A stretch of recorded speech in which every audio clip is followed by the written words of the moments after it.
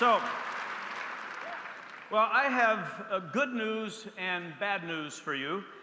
Question, if you're a leader and you have a presentation to make, which will include good news and bad news, which news should you always present first? Bad news, of course, because you want to end with the good news. Okay, so I'll start with the bad news. Howard Schultz, the founder and CEO of Starbucks, decided to cancel out of this year's summit. Now, it's bad news, and it leaves all of you asking, why? Well, here's more bad news. In the last 7 days, an online petition was started to boycott Starbucks if Howard Schultz did not cancel his signed contract to this event. The issue driving this petition, which so far has been signed by 717 people, is homosexuality. The petition claims that Willow Creek Community Church is anti-gay. Therefore, if the president of Starbucks speaks here, then Starbucks should be boycotted, or so the thinking goes. Now, Howard and his leadership team had a tough decision to make. Jim Mayato and I spent 45 minutes in a very constructive conversation with the senior leaders at Starbucks, explaining to them in no uncertain terms that Willow is not anti-gay. But at the end of the day, they decided that the downside business risk was just too high for them, so Howard and his team decided to cancel, and we agreed to let him out of his contract without any penalty. Now, this whole thing is sad to me on a number of different levels. First, if the organizers of this petition had simply taken the time to call us, we would have explained to them, as we have to many others, that Willow is not only not anti-gay, Willow is not anti-anybody. Our church was founded...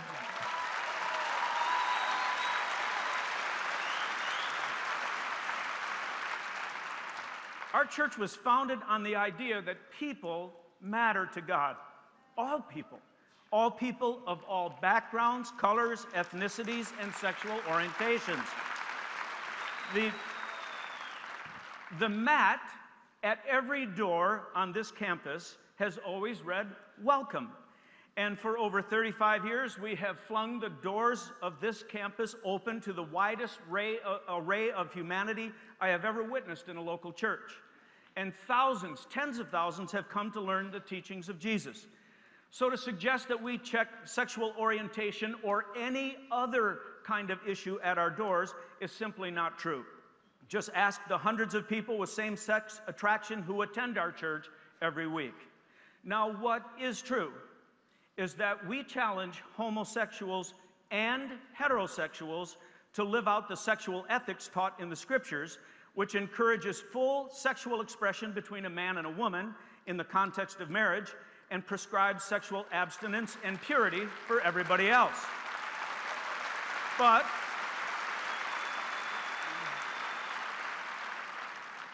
even as we challenge all of our people to these biblical standards, we do so with grace-filled spirits, knowing the confusion and brokenness that is rampant in our fallen world. And at Willow, we honor the journey of everyone who's sincerely attempting to follow Christ. So it's unfortunate that we could not have explained this to those who called us anti-gay and started this petition. Second, what's further saddening to me is the growing trend, specifically in the United States culture, to throw stones first and to ask questions later. We see this in our political system, and it's rapidly making our country ungovernable. Jesus taught and modeled a better way to treat everybody with respect, to believe the best about others, to seek to understand those with whom we might disagree, and if we must disagree, then attempt to do so respectfully.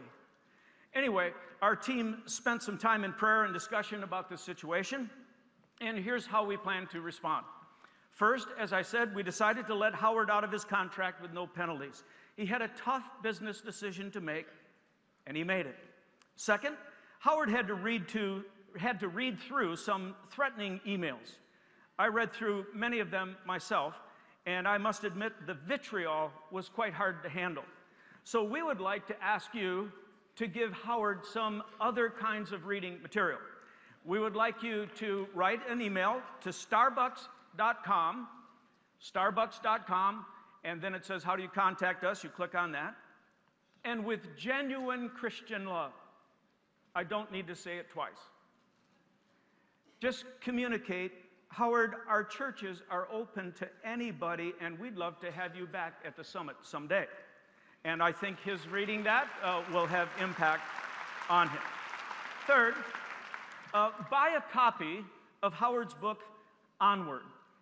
It's one of the best leadership books I've read in a long time. I had to read it 4 times in my preparation to interview him, and so I'm real up on this book, Onward. Jim actually apologized to me when Howard had to cancel. He said, Bill, I feel bad with all you have on your plate. You had to put all that work into an interview you're not giving. And I shot an email back to him. I said, don't ever apologize to me about this again, because I read a great book 4 times, and I'm a better leader because of it. And I strongly encourage you to buy Howard's book, Onward. You'll be a better leader if you read it. Fourth, pray for Jimmy and me, because we're going to follow the teachings of Jesus in Matthew 18, and we're going to see if we can meet with the people who started this boycott petition. We're going to just sit down and see if we can talk. And